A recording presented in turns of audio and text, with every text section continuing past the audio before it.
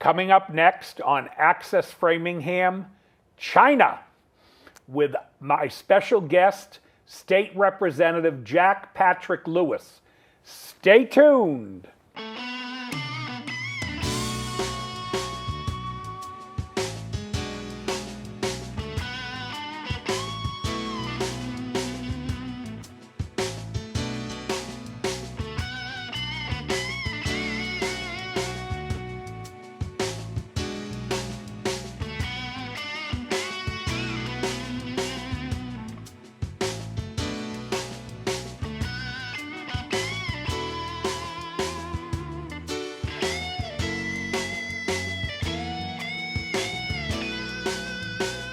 Hello, I'm Jack Barron, host of Travels with Jack on Access Framingham TV, where guests share with our audience a recent trip, a vacation, a cruise, or maybe a day trip right here in New England. You'll see their photos and hear about the exciting places they have visited. My guest today is Massachusetts State Representative Jack Patrick Lewis. In April 2019, Representative Lewis participated in a bipartisan legislative trip to Beijing, China. He joined 6 others in 5 days of discussions with senior Chinese leaders, U.S. embassy officials, and young Chinese political leaders and entrepreneurs. While there, he also had a chance to see the sights and taste the cuisine of China. I love Chinese food. What parts of the world have you visited? Please be my guest on Travels with Jack. Share your travel experiences with our viewing audience. And to do so, just contact us here at Access Framingham Television and let us know you'd like to be a guest. You can phone AFTV at 508-875-5434, or you can send an email message to info@accessfram.tv. One of our associate producers will contact you to make arrangements for you to be on our show here on Access Framingham TV. If you do not live in Massachusetts, we would be pleased to assist with your travel to the Access Framingham studios.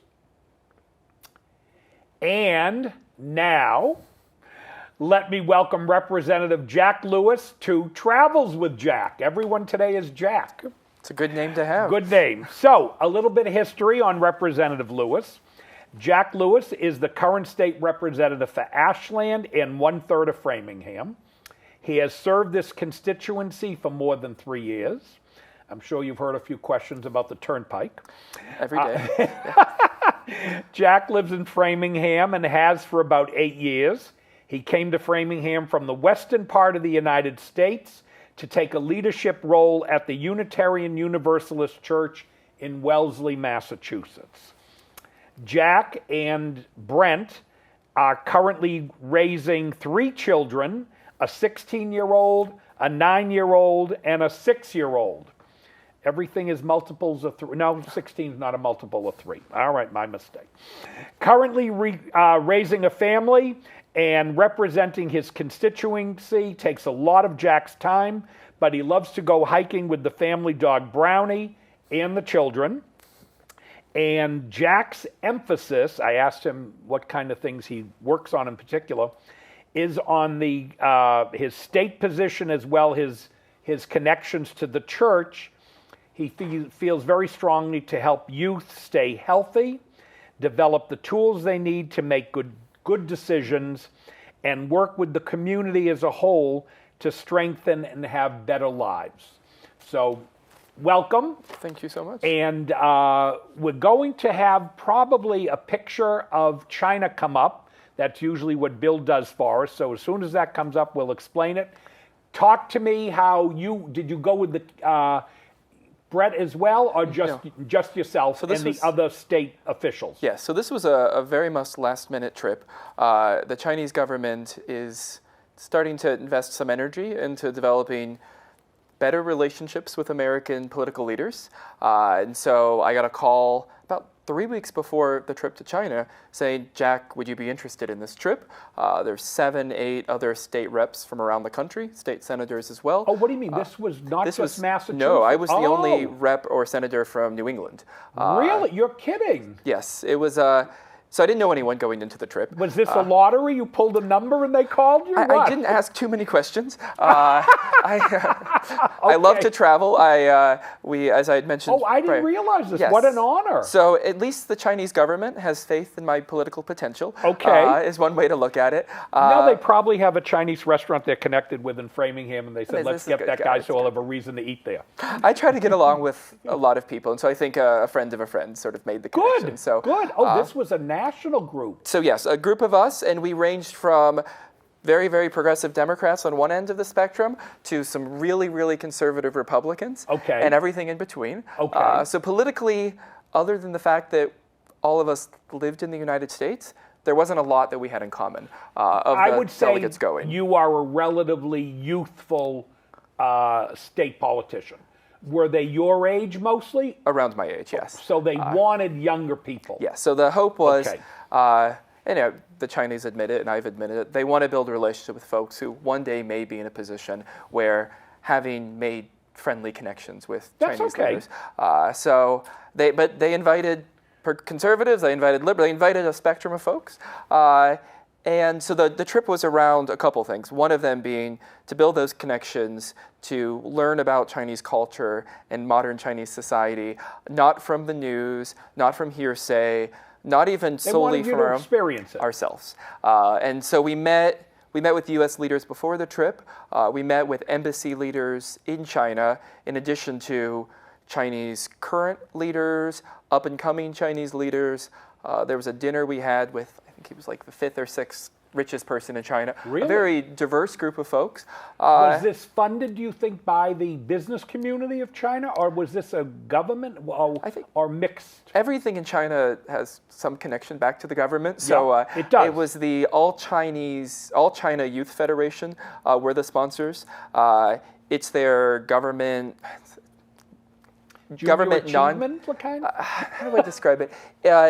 It's their sort of Ministry of Youth. It would probably be the. Oh, so this had a little bit. Maybe they looked at your history with the church and youth and said. Maybe I think partially it's also some good connections that I've been able to build. But I love to travel. It was one of those things in college. I loved politics and I loved travel, and for the longest time I wanted to do foreign service work. In the years after September 11th, 2001. Most of my college experience was about learning Arabic, very tunnel visioned into, I want to do foreign service work, I want to do foreign service work. And so in the last probably 15 years, I've been very fortunate to travel to about 45 foreign countries. Great. And I think, there's a map up now of all the places. I put together a map in anticipation of this trip because sometimes I forget all the great opportunities I've had over the years, ranging from studying abroad in Morocco and Egypt, taking courses abroad in Venezuela and India, but then also volunteering. You were in Venezuela? Yes, about 10, 12 years ago now. Oh, it's changed a lot it has since you changed were a there. lot. And that was another trip where we met with government officials, but we also met with opposition officials. So we could. I don't have any. Well, hold on. Let's. Oh my gosh! So this is me way back when. This is me in Morocco when I was so much younger. Growing up in. I was going to say, is that the guest we got today? That's me. That's me. My hair looks better now. But growing up in sort of a small town, Ohio, people in my family went abroad for required military service, or once in a blue moon, maybe like Cancun. But the idea of studying abroad, the idea of wanting a job to work abroad. Hold on, I got to bring you to this picture. Tell me what this is. So when I worked at the church in Wellesley, one of the things I did was coordinate an annual service trip. And so we went to domestic places like West Virginia and New York, but I also took the youth to Nicaragua and Guatemala. Oh, really? Okay. And so that was a picture of us in Guatemala.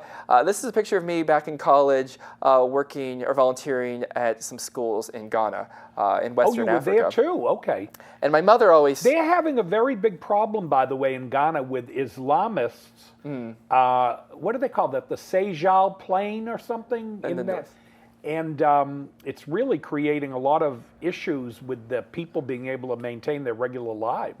Interesting. It's been oh my gosh, over 10 years since I've been to Ghana, yes. yeah. And as we plan trips abroad now with our kids, my mother regularly reminds me that I need to see the U.S. more as well. So I put together this map just to remind my mom that I have visited all but 6 states, I think. Well, we'll get you there. We'll get this.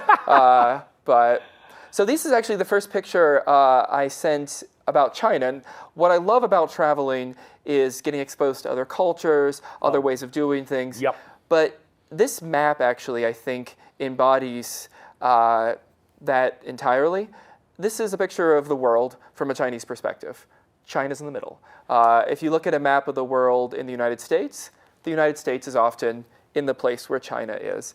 And I just think it's important as we talk about global cultures, as we talk about traveling, that yes, there's a lot that we have in common with other cultures, but it's okay to acknowledge that there's a lot we don't have in common, and that the world is this diverse and beautiful place.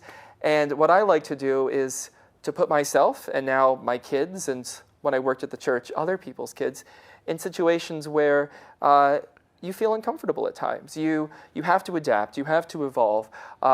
I was surprised when we flew. We actually flew right over the North Pole. In my mind, we were going to fly like over Alaska and over Russia. Instead, we just flew right over the North Pole. So my kids got a kick out of this picture. Now this is where? Shanghai? So this is Beijing. Oh, Beijing. Okay. You landed in Beijing. Yes. Did you? This trip was how long ago? April. So. Oh, was their new airport open? Did you? I don't believe so. Okay. I was just reading They have about a brand new airport. Yes. Okay. Wow. Look at. So China, you see the sky's blue. The Yep. Chinese are very proud that their sky is blue. Well, they should be, because Beijing has had a lot of issues with smog. I'll tell you, meeting with government leaders, they probably talked about the blue sky more than anything else. And when we were in the U.S. Embassy, the U.S. Embassy personnel brought up the blue sky as well. The Chinese take credit for it. They said, we knew there was a problem, we worked on it. The Americans in the State Department said, oh, we had a little pollution clock. Let me get to this. Is this any particular building? It looks quite modern. It is a particular building. I'm actually not sure which one it is. Okay. But these pictures are showing, for me, that China is growing. Most of the buildings look futuristic in nature. Yep. The Chinese aren't slowing down. They're not allowing any concerns of an economic downturn globally prevent them from reaching into the future. And Beijing, not just the blue sky, but the buildings, I think, embody China's hope for themselves into the future. We don't see people in these pictures, but... Now, where is this? This is in a ministry? Yeah, so this is, most of the trip was meeting with government leaders, and so I don't have as many fun photos. Yep. Many of them are us sitting in meetings. But meeting with Chinese leaders to talk about the Chinese approach to not only domestic issues, but international issues. And so as somebody who just 3 years ago wasn't a state rep, now to be in meetings with high-level government leaders is taking a little getting used to, but really fortunate to be able to have conversations. And the Chinese that we met with, they weren't shy. They were very clear about China's hope for the future and the role that U.S.-Chinese relations can play, and just had a remarkable trip. This is some of the... Yes, some of the folks now, we interacted with. Now, who's the fellow without a lot of hair in the middle? So he is a state senator out in Utah. He actually brought a big, expensive camera with him. And so many of the photos we're looking at are ones that Derek Kitchen took, great senator out in Utah. And the others, I could get you their names. Did you tell him you had been in Utah at one point? Yes, we made that connection. We actually have a lot of friends in common. As I mentioned before, went to college in Utah. Had never met Derek. I had to travel to China to meet Derek, but we traveled in the same circles. This is me in their Foreign Service main building. Each of us had the opportunity to facilitate discussions with different government leaders. And I volunteered because of my previous interest in foreign service work to facilitate the conversation with their foreign service leaders. And so this was a fun photo. This same building, this young lady is a college student who volunteered to be our helper. I'll admit, though, as the week went on, or the 5 days went on, it became very clear that she knew a lot about us. She was a great person, but one could probably call her our handler. She had done her research, she knew who we were, and spent a lot of time with us.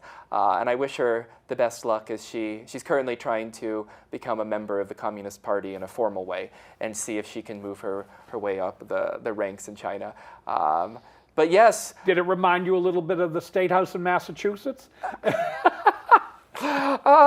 No. Yes, Mr. DeLeo, I'm here. Yep. I have voted not with the speaker more than most of my colleagues, so that's a separate conversation we can have. I think he's very funny, by the way. He has been a guest, not on Travels with Jack, although, Bill, we should bring him in.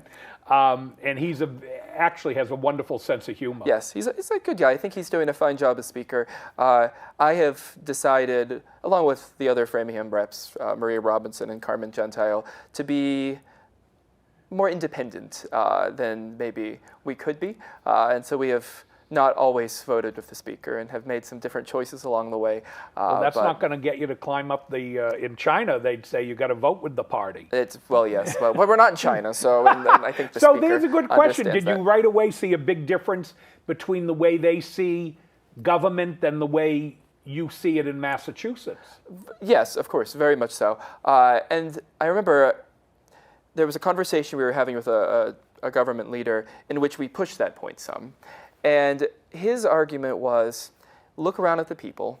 They're happy. We have cut poverty in a way that no other country has.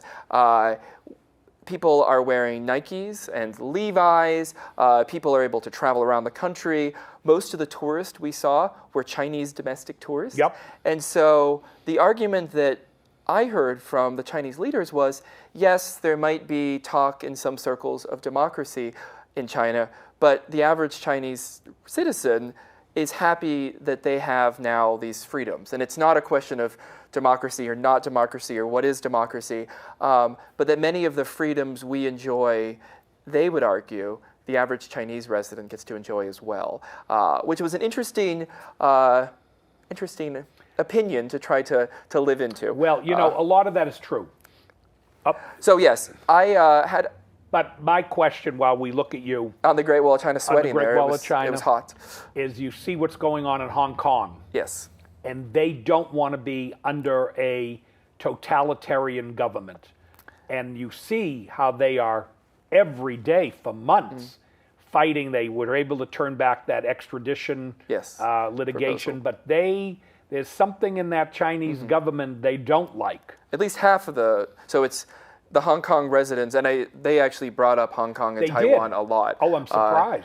And with half of the Chinese residents, but they've done polls, or not the Chinese government, but in Hong Kong, there are a chunk of folks, and they're the current protesters, that want Hong Kong to remain adapt. what it is. Yes. But there's a sizable group of folks who want to be more aligned with mainland China. And I think we're at the point of they have 85 or 90 years based on the agreement with the UK. Yes, that all of Hong Kong will be brought under mainland China, and so we have some time before that'll happen.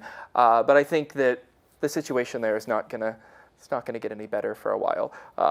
The Chinese approach to things is not the same as many Western European countries. No, there is a definite difference. And we're seeing that play out on the streets. They're right when they say to you, we've made a lot of progress with poverty. Yes. They've built Shanghai. Did you get to Shanghai? We did not. I was only in Beijing. Shanghai is just very modern. They've kept some of the old, but it really is a very up-to-date. And Beijing is a beautiful city. And you see, they build new airports, they build roads. But the sky's blue. But at the same time, they do take whole neighborhoods. Yes. Like they might take the neighborhood where you're living in Framingham and say, you know what, we need a new pagoda there. And they'll give you 6 months, get out of here. The pagoda's going in whether you like it or not. Now, share with us where we are now. So this is, the Great Wall of China. I told you we move right along. No, it's all right. Yeah, you take me there. This is actually a shot of a part of the Great Wall of China. Yep. And I think in the next picture we'll see it. In my mind, when I thought of the Great Wall of China, you see how it's sloped? Yep. In my mind, it was like a ramp. Yes. The reality is it's steps. And so when it goes down, it's not a ramp that goes down, it's steps that go down. And so we only had about an hour, hour and a half to explore this chunk of the Great Wall of China. And so the group, the person all the way on the right, a very conservative Republican from Minnesota, far left. Found a conservative in Minnesota? There's a couple of them really? up there, yeah. The guy on the far left is a very progressive Utah state senator. Okay. And then I'm in the middle. The three of us and the person from the Chinese government decided to see how far we could get along the wall in the hour and a half. But it wasn't warm, but just going up and down all those steps. For anyone watching, yes, who plans to go to the Great Wall of China, just prepare yourself. And that's the wall in the back. Yes, those are all steps. And so if anyone's been to like Chichen Itza in Mexico or even temples in India, it's intense. I should have worked out before I went. No, it can be. But I remember I went to a section where I think they, why do I remember going up a street with a bunch of shops on each side? And then I think we had a motorized ride to get us up a little further. But I do remember the wall itself being quite a hike. And as well, it really was designed to move military vehicles, 2,000 years ago? Very long time ago. Yeah. And so there are parts of it that they have reconstructed. Yes. And this was, some of them are a little bit more touristy. They decided to take us to one of the more rustic, less frequented. Oh, really? Okay. They had a specific area they wanted you to go. We had a very limited period of time because we were there mostly to have conversations with government leaders. I went a couple days early and then was able to stay a day late, which was nice to be able to have the freedom there's a lot to see. of just traveling around. My kids were very sad because going to China was in our You'll go plan. Again. Yes. That's and all. Since I only went to Beijing, now we'll have to go. No, you'll go again. There's a lot to see. It's a big country. But these pictures of the Great Wall of China broke their heart to see that you can see all the steps. Like, I just wasn't prepared. But just, it met and surpassed all expectations. Now, this is the Forbidden City? This is the Forbidden City. Yep. And this is a fun story here. Our hotel was only maybe a 10, 15-minute walk from the Forbidden City. And then Tiananmen Square right there as well. And because of the time zone change, I had the hardest time. Today, the sky wasn't so blue. Yes. Well, the sun was just starting to come up, to their credit. But they do a changing of the guard right at sunrise. Yes. And because of the time zone change, I had the hardest time sleeping. And so one morning, early on, at like 4 o'clock, I joined all the Chinese tourists to go to Tiananmen Square to see the changing of the guard. And going there, I didn't have a problem. I got there early. They do a beautiful job of maintaining the gardens. But got there early, was able to take pictures of the changing of the guard. Then I realized I was going to be late. I needed to get back to meet my group. Sorry, I want to continue to share these pictures as I go through. Yes, please do. So this is another picture of the Forbidden City. Just love the angles. Because of Chinese tourism, of not only attracting Europeans and North Americans, but so much of Chinese tourism right now is to attract Chinese residents themselves. And they just have done a remarkable job, in my opinion, of maintaining historical buildings that they've decided to maintain. You're right, when they decide to plow a street corner. But this is, I think, just a serene view. More pictures of the Forbidden City. I love in this picture, so the middle part there, going up to the temple, it's only permitted to have the emperor go over that area, and so the people carrying his carriage would walk along the sides, and then his elevated body would go over the part there. So just fun to think about, and just beautiful, gorgeous interiors to the palaces. But yeah, so here's the Chinese tourists coming out to see the changing of the guard. Oh, this many people Yeah, were oh my there. gosh. And you had this to go was through what, 5 in the morning? 4:30, 5. Really? You had to go through security to get in. I was there, but I wasn't up at that hour. I was more of the 10 o'clock crowd. But so here was, to continue the story for just a second, it was 5 o'clock in the morning. I needed to get back quickly. Look at all these people. And so I realized, hey, there's a subway station. I could take the subway 2 blocks, and get back and meet my group for breakfast. But then I'm like, wait a minute, I don't speak Mandarin. It's 5 o'clock in the morning. It's a weekend. Why is the subway going to be open? But it was open. I run down. I just missed my subway car. And I'm like, shoot, it's 5 o'clock in the morning. It's a weekend. It's probably going to be 30 more minutes until another comes, like if I were in Boston. Instead, a sign in English popped up. Next train, 2 minutes. Oh, they gave you transliteration. Everything, yes. And so I think that's the thing. Japan, you'll find the same thing. Yes, I had similar experiences in Japan. But 5 o'clock in the morning in China on a weekend, the trains are running. They're running every 2 to 3 minutes. Wow. And I think that's what the Chinese populace have started to expect. Every year, it's a new subway line. It's a new station. In Massachusetts, we look forward to eventually getting a couple more engines, but the Chinese are having a different experience. Again, most of these tourists are domestic Chinese tourists. I was there during the April school break and actually ran into only a small handful of Americans. Really? I was extremely surprised.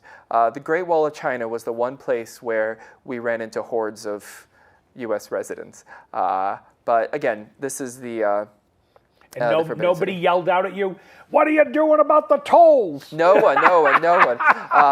They saved that for coming back. This is actually Tiananmen Square.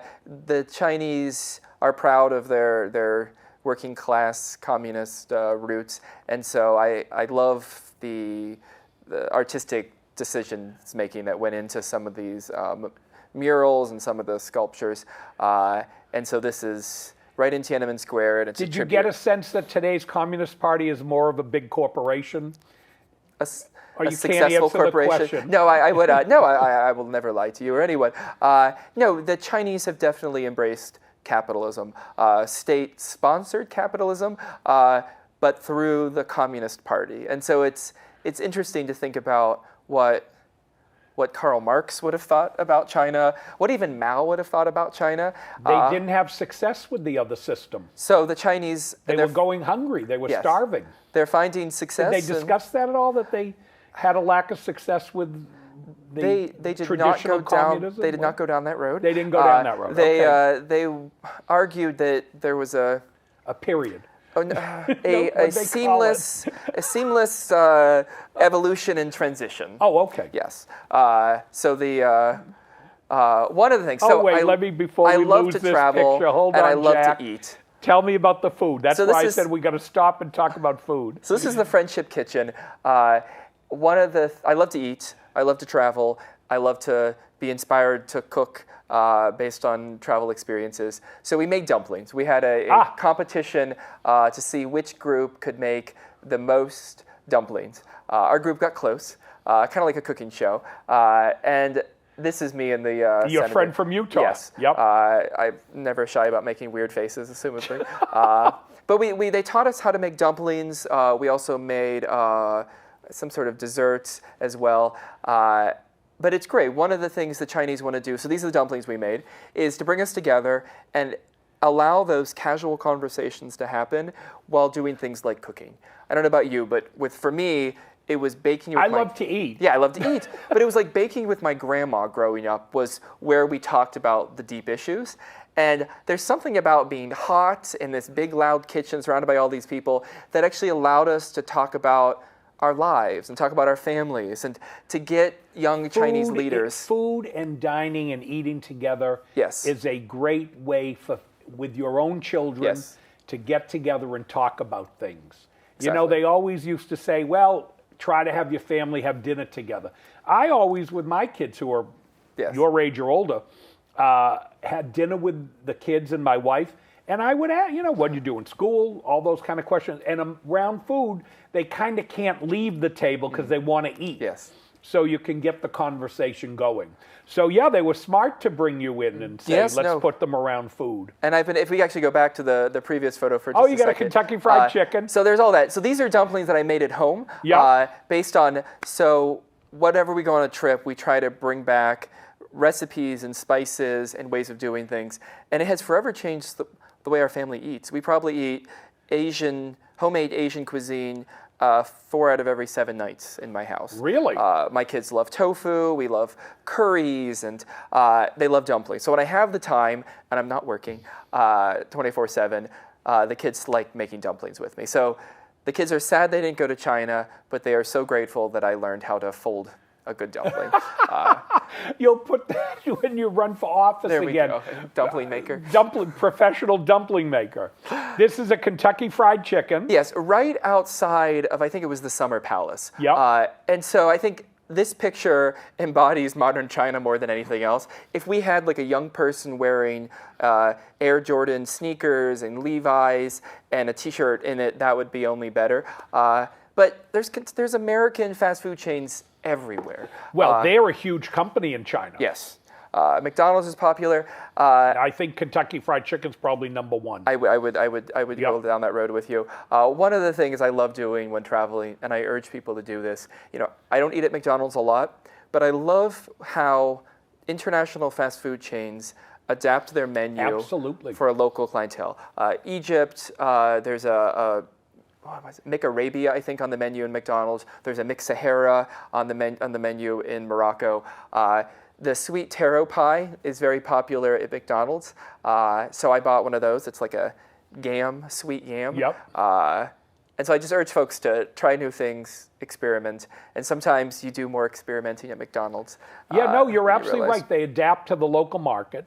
Now, this was a nice banquet, I assume. I wish I could say it was just one of few banquets. They definitely made sure that we were never hungry. Yeah, they're big into hospitality. Food. Yes. So when I fed myself, it looked more like this. Yep. I'd go get some. Those were rose petal flavored potato chips, cucumber flavored Pringles, red bean paste, buns, lychee soda. So a lychee soda. I love lychee.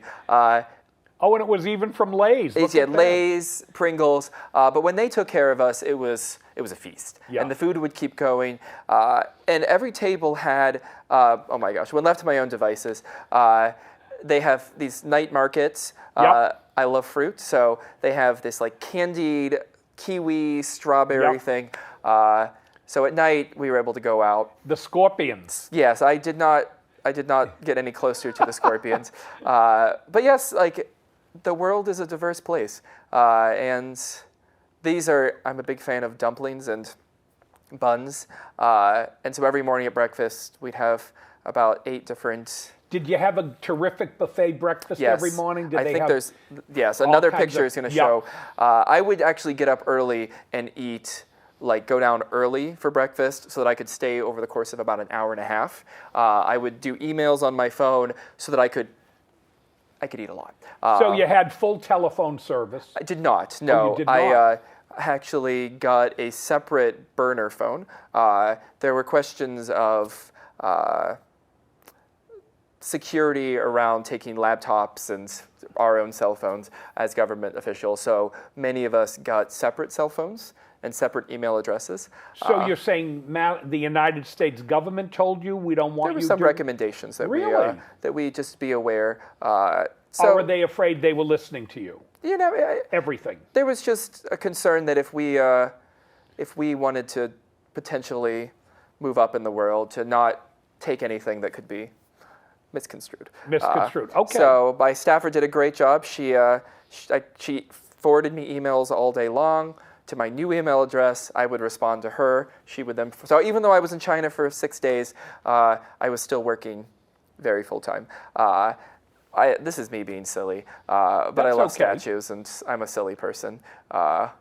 So this is one of the lunch buffets. I just ate and ate and ate. This is like one of my breakfast plates. They do nice pastry. Weren't you surprised how nice everything was? They were all delicious, and I'd eat 2 of every one. I put on weight during the China trip. I found this in Vietnam as well. A lot of the French pastry and stuff. So actually, this was I just kept taking pictures of my breakfast. That's great. I love to see that. The pastries, the donuts. They always had like 3 or 4 different kinds of tea. I love novelty, so I love trying new things. And so a buffet in another country provided me that opportunity. But yeah, the kids were assumed that all I did was eat and eat and eat. And largely there might be. Now this is a bus? Yeah, so we travel around in our suits to different meetings, and this was our mode of transportation. And they took a picture of me sleeping, so there's an awkward one of me to throw in there with one of my souvenirs of a panda pillow for the kids. But so this is a street in China in a more affluent area, and we actually got off the bus and had a hard time getting to the sidewalk because there were so many mopeds and bicycles. And for me, it was representative of this growing middle class of folks that a generation ago, maybe a bicycle was what they would use. Now many of them are transitioning from a bicycle to a moped to a car. Yep. And from an environmental perspective, the idea of more people riding bikes sounds great. From a Chinese perspective, owning a car has become, in many circles, a status symbol as well. In the same way it is in the United States. It's a living into that tension of how we can fight global warming. The Chinese are very serious about decreasing carbon emissions, while realizing that this growing middle class wants what the rest of the world wants. And in many cases, it's a car. When I was in China, there were big issues with not having enough electrical power to even generate a lot of elevators in the new buildings they were putting up. Okay. Was there discussion about electrical energy at all with your group? It did not come up at all. Did not come up. And in our conversations with not just government leaders, but random folks that we had interact with, I don't know if it just wasn't top 3 for them. Okay, that's or if all right. largely it's become an issue that they've been able to I don't know, but I remember either. that was a big, big issue. And I know when a lot of people talk about reducing carbon emissions, they're thinking of electric automobiles. But to create the electricity, you need the systems and the infrastructure to have it. And when I was there, I haven't been in China, I don't know, maybe 12 years, but they didn't have that. They were looking for energy just to run elevators. This is just like a street in Beijing, and I love it because it's just kids in their early 20s, young people, doing what young people do anywhere else in the world. They're all staring at their phones. They're all showing off their nice shoes. I have a 16-year-old. If my 16-year-old were in a street in downtown Boston, he would be doing exactly what any of those people are doing, showing off his new sneakers and playing on his phone. But the other thing about Beijing that I think they've done a remarkable job of doing, and people, if they go, they'll see it, is the juxtaposition of the very new by the very old. Yes. And even a lot of the new architecture, this is a little convenience store, but they have made it look like it fits in with the neighborhood. It's not just like a big block fell from the sky and it's there. It's not McDonald's and like the KFC we saw a couple minutes ago. They have made an effort to make it work. This is Tiananmen Square again. Yes. I did not have a chance to go to the mausoleum of Mao. I used to have a life goal of visiting Lenin, Mao, and Ho Chi Minh's mausoleum. I've made it to Ho Chi Minh's, but the schedule didn't allow me to go. Well, did you notice even with Ho Chi Minh, the beautiful park? Yes, that's around. That's a beautiful park. And for me, the Chinese folks who go and visit Mao's mausoleum, there's a reverence. It's almost a religious experience for them. And for me, it's trying to put myself in positions where I can better see the world through their lens. And when I travel, be that for work or for vacation, that's what we try to do as much as we can, is to broaden our horizons. Tiananmen Square, this picture here, is surrounded by government buildings and museums. This is one of the art museums or natural history museums. You get used to seeing communist stars on everything.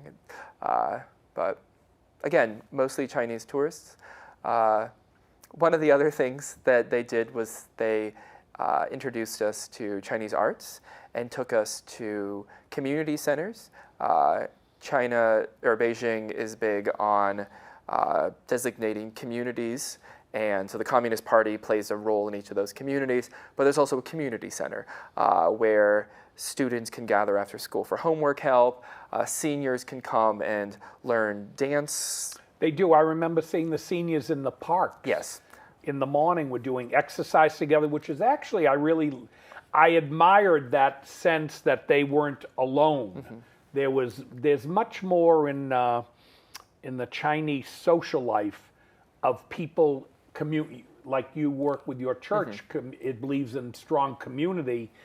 Their system would be much more to the liking of your church group, where they do a lot of community stuff. But the flip side is there's definitely a fear that...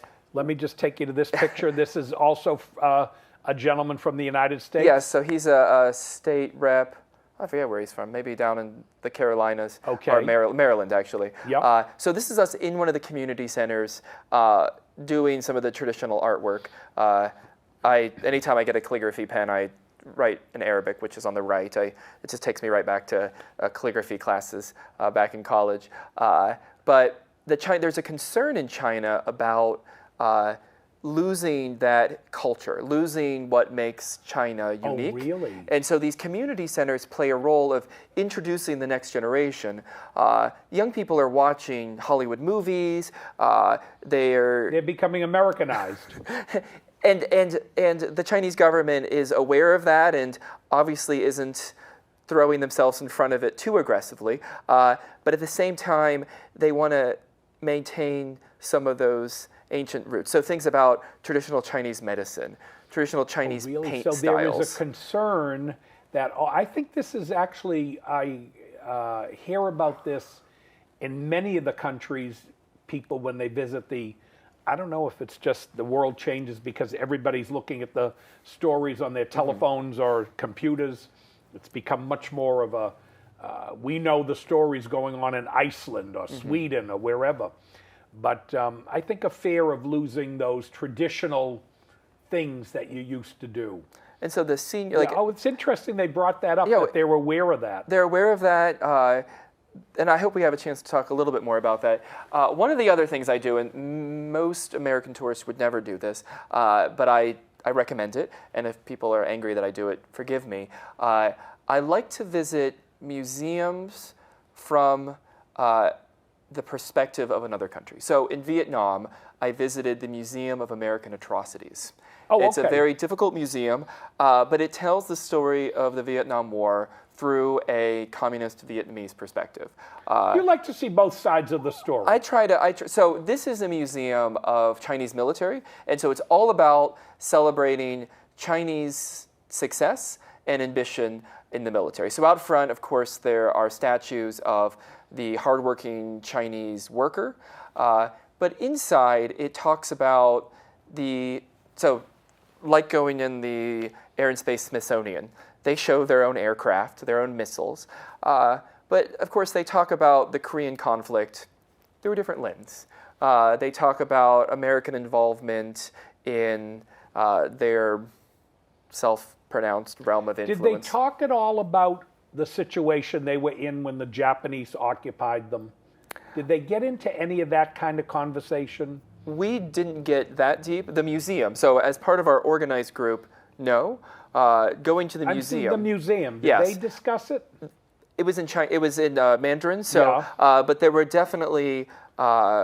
I didn't know what they said, but based on the dates on the placards and based on the age of the aircraft, they definitely talked about that era. Unfortunately, there aren't a lot of English solely English-speaking tourists. Because if you look at their history in the late 1800s, early 20s, they were a nation, quite frankly, that had been collapsed. And the Japanese invasion, and occupation. I think sometimes people forget because of our current relationship with China, but post-World War II, we worked with China. There's a reason they have a permanent seat on the Security Council. They joined with us against Imperial Japan. And because Imperial Japan had also invaded many of the British territories, we're talking about Malaysia, and Rangoon, and what's the current Millima. Those are Myanmar, all yes. British protected colonies. And China was with us. Yeah, people don't realize it. Yes. And I hate to say it. I know, everyone's anti-Russia, Russia, Russia. Russia was our ally in World War II Yes. against the Nazis. As we've so been we have celebrating, had yes. relationships with all these countries that were pretty good. I'm not saying great. There's always apprehension. But when you have to face adversaries, sometimes you take the willing. And what the Chinese will, well, at least admitted, is they're investing in the world at this point. They have made an intentional effort to work with other countries. Did they talk about their Silk Road initiative? Yes, all the time. Oh, they did? Okay. Yes. And so at a place where the United States is pulling back and we're threatening countries that we're going to take back. Well, I'm going to argue a little bit. I'm not sure we're pulling back. I think what the United States is currently doing is reassessing their position in the world and say, we can't afford financially to be the policeman for the world, which we have in many ways been that role since World War II.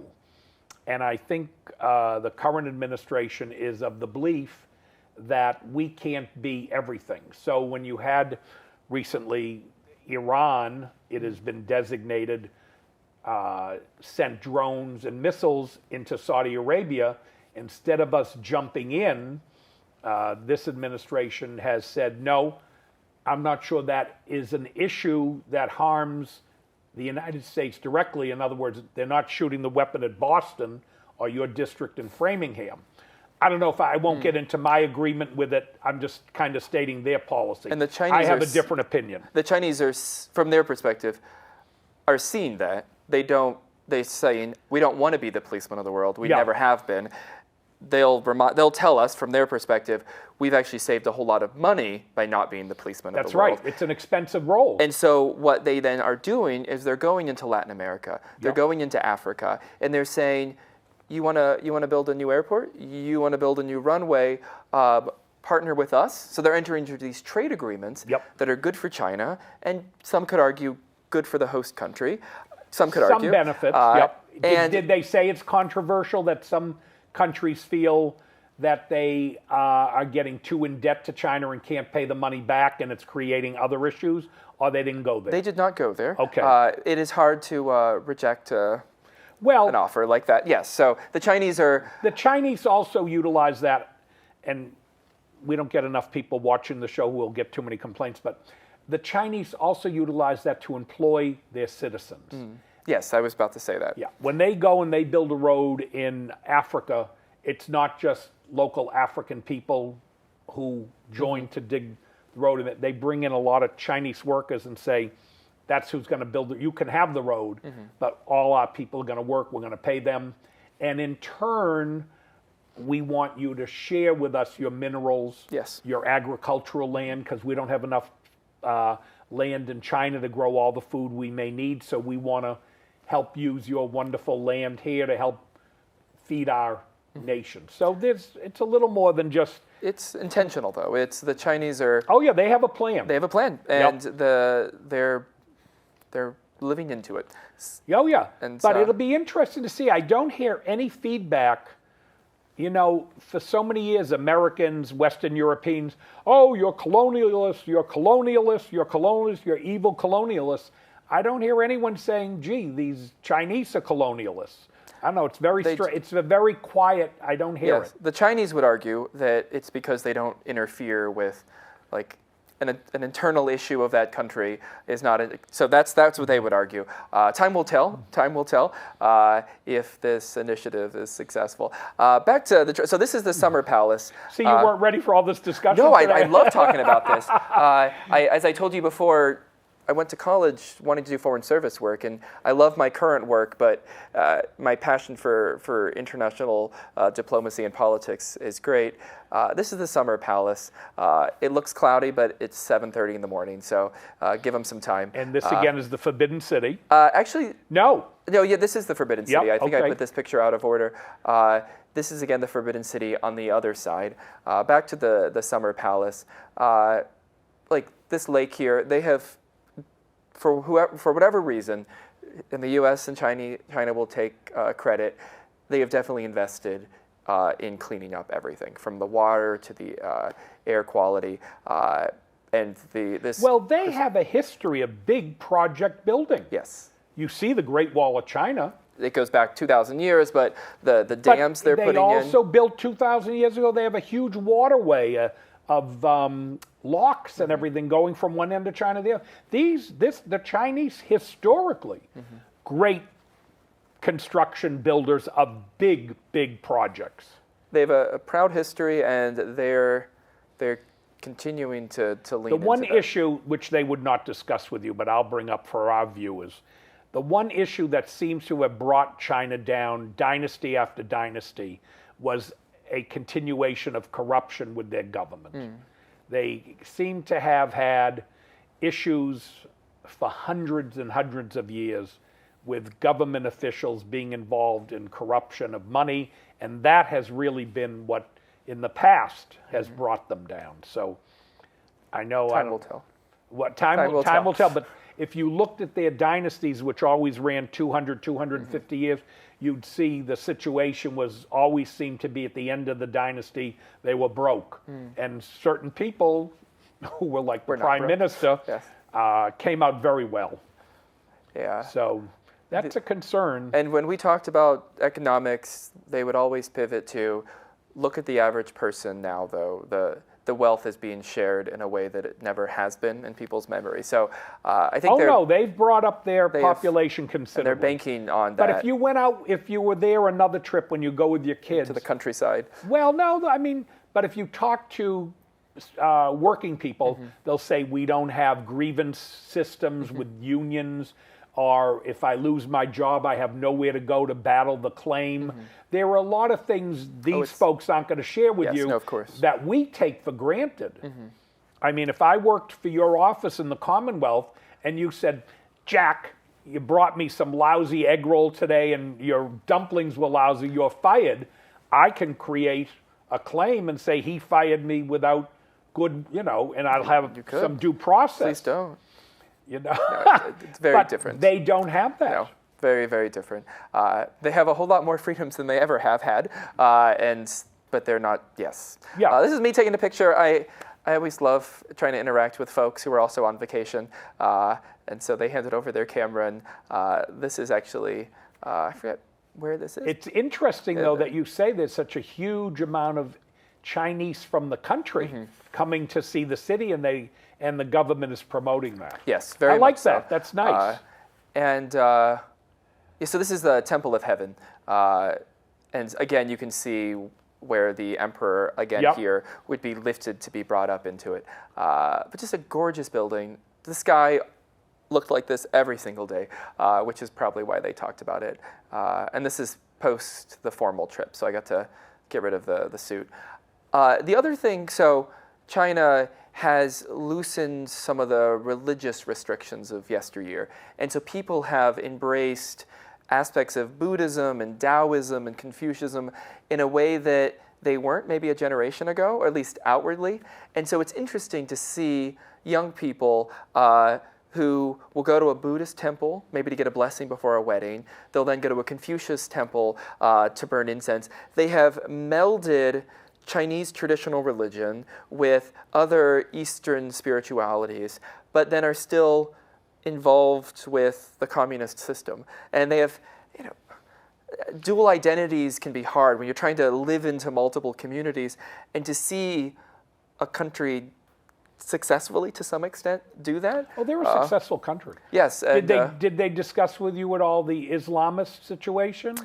When we brought it up, we... you did bring it up? I'm never shy. I'm never shy. Well, sometimes when you're a guest in a foreign country, you don't want to... But I didn't... And we had the very conservative Republican who...